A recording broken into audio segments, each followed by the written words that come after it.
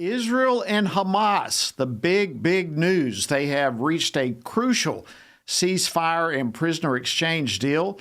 Obviously, this is an important issue for everyone around the world, but certainly also for President Trump and his strong approach to end this Gaza conflict. Hamas will be releasing all the remaining Israeli hostages in exchange for hundreds of Palestinian prisoners, while Israel begins a partial troop withdrawal. And joining me now is Washington Stand reporter Sarah Holliday. Sarah, let's begin with this big news. What can you tell us? Let's go with the timeline for the hostage release and some of the chances that this is going to actually be a lasting peace deal. Yes, Jody. The agreement represents the first phase of President Trump's initiative to end the two-year conflict in Gaza. Under the deal, Hamas will release all remaining Israeli hostages, with only around 20 believed to be still alive, in exchange for hundreds of Palestinian prisoners. Meanwhile, the deal also involves Israel partially withdrawing its troops. President Trump announced today that the hostages are expected to be released Monday or Tuesday.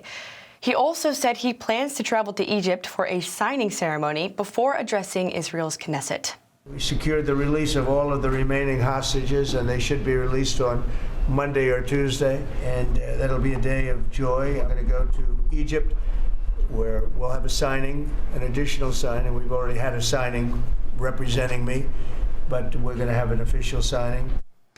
This conflict began with Hamas terrorists' brutal 2023 attacks that killed over 1,200 Israelis and captured 251 hostages. Both sides celebrated the agreement, with aid trucks set to enter Gaza soon. Challenges do remain, but President Trump called this a major step toward lasting peace, Jody.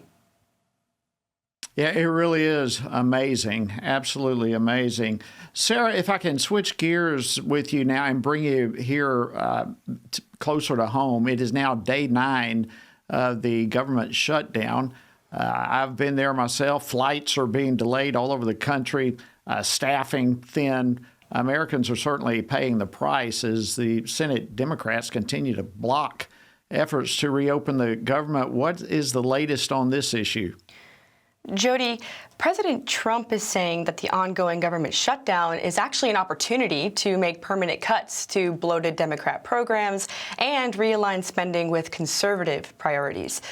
Meanwhile, Senate Democrats once again, as you mentioned, blocked a Republican bill to reopen the government, prolonging the shutdown and its impact on everyday Americans.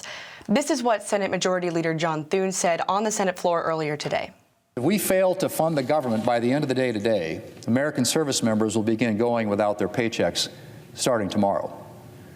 That's right, Mr. President.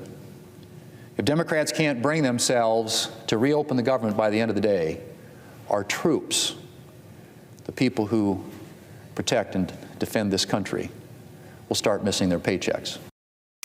As the shutdown drags on, the U.S. travel industry is struggling as airport staff are stretched thin, leaving travelers with no choice but to cancel plans. In addition, as Thune mentioned, our military troops won't be getting paid either.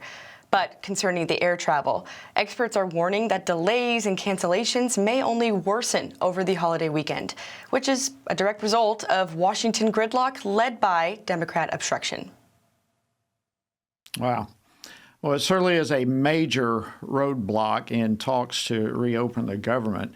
And part of the roadblock, frankly, is the Democrats' push to try to extend all the COVID-era Obamacare subsidies, which in and of themselves could fund abortion as well as gender transition surgeries and so forth. So obviously this is something we oppose a great deal, and we're going to be keeping an eye on this and reporting it.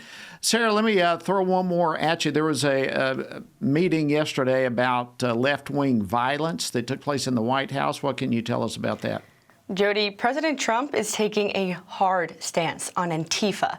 He's called them a domestic terror threat, and he's also promised a forceful federal response. At a White House roundtable discussion yesterday, President Trump said law enforcement will be, quote, very threatening toward the far-left movement, which he says has long intimidated communities and targeted police. Joined by officials like FBI Director Kash Patel and Homeland Security Secretary Kristi Noem, President Trump emphasized the need to protect law and order across the country.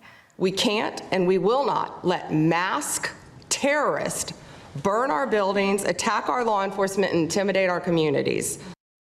Attorney General Pam Bondi went on to praise tech companies for removing anti-law enforcement apps. And she said the administration is using the full power of federal law enforcement to take on Antifa and its backers. Wow, thank you so much, Sarah. A lot of information you're covering, and we appreciate it a great deal.